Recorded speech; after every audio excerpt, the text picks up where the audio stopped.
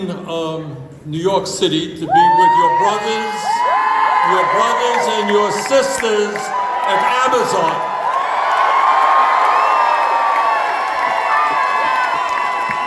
And it turned out that there is a thing called the Brooklyn Marathon, which ties up traffic throughout the city, and we didn't make it to our first flight. So here we are, and thank you for your indulgence.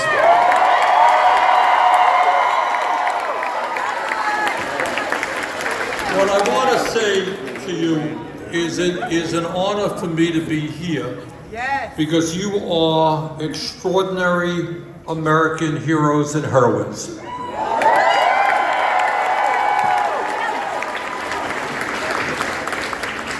You are in the process, along with many others throughout this country, of standing up for justice, standing up for dignity, and helping to revitalize the trade union movement in this country, which will give workers a seat at the table.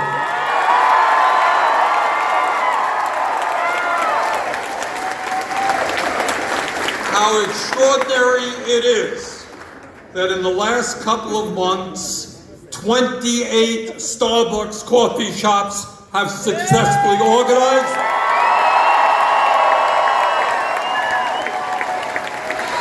Including 7 here in Virginia.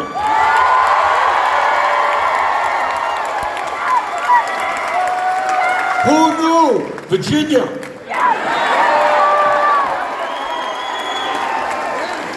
And what is extraordinary is that this movement is spreading like wildfire all across the country, with over 200 shops ready to vote in the next couple of months.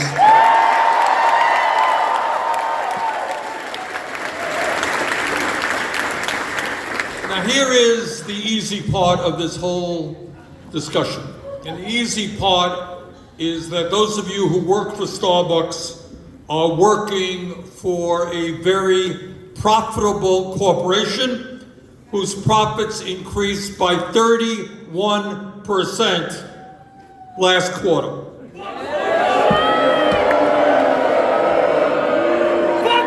And the owner of Starbucks, Howard Schultz,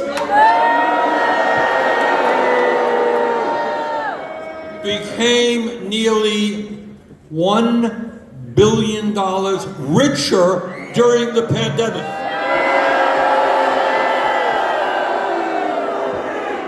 One of the things that we have seen during this pandemic, which is really extraordinary and tragic, is that many, many thousands of workers in coffee shops, in grocery stores, in meatpacking plants, bus drivers, hospital workers, died by the thousands while the billionaires became much richer.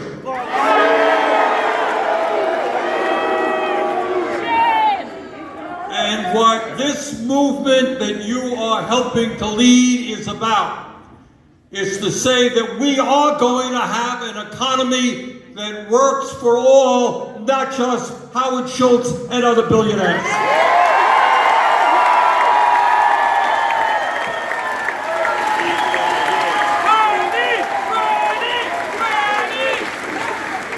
And when Starbucks tells you they can't afford to pay you more, you ask them, not just the 31% increase in profits last quarter that you made for them, but apparently they had enough money available to provide a $60 million golden parachute for their outgoing CEO, Kevin Johnson.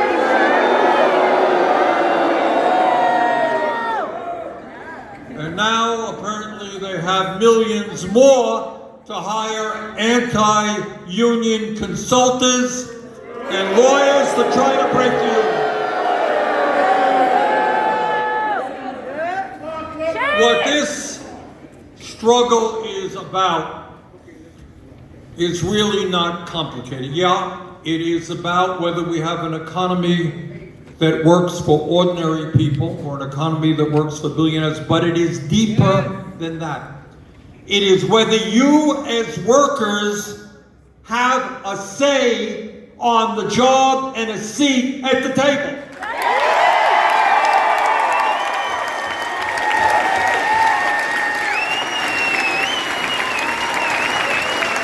Now, I understand that Starbucks calls their workers partners. Well, if you consider employees partners, you don't break their efforts to form a union. You treat them with respect.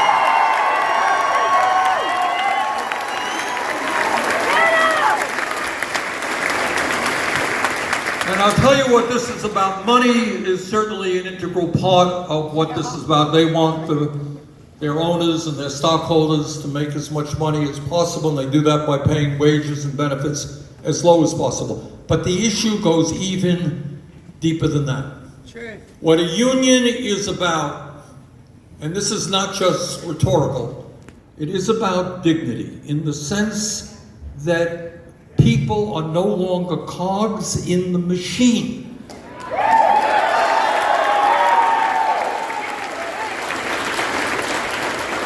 They are standing up and saying, this is what we need. We need decent wages, we need decent working conditions, we need decent schedules.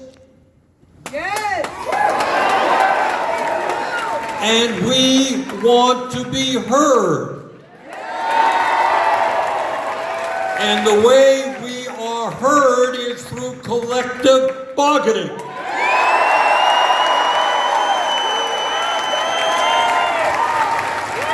Now, Starbucks will tell you, oh, we are like a family. Oh, you are our daughters and you are our sons, and we will listen to you.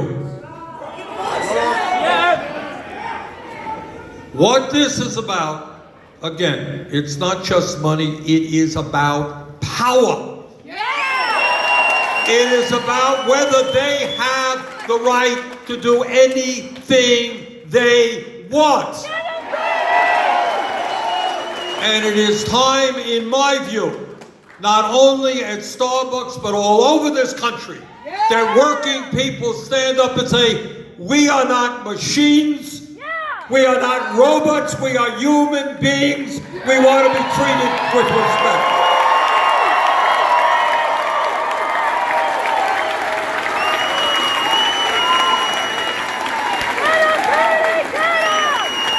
And what these guys, whether it's Jeff Bezos of Amazon or Schultz of Starbucks, what they are worried about is not just the money, that's important.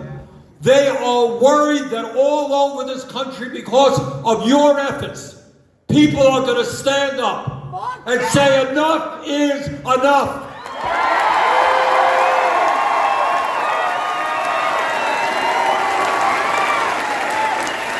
We are, as you know, the richest country in the history of the world. But that reality does not filter down to working people. Half of our people, including many of you, are working paycheck to paycheck while billionaires get richer.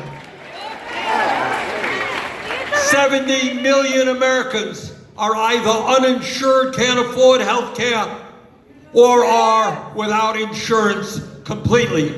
Millions, 45 million people are trying to pay off their student debts. People cannot afford to find an apartment that they can pay for. So what this struggle is about really is what kind of America we become. Are we an America where the people on top have the power to say, you're fired, I don't give a damn about you, this is what you're going to get, and that's the end of the discussion? Or do working people begin to have a seat at the table?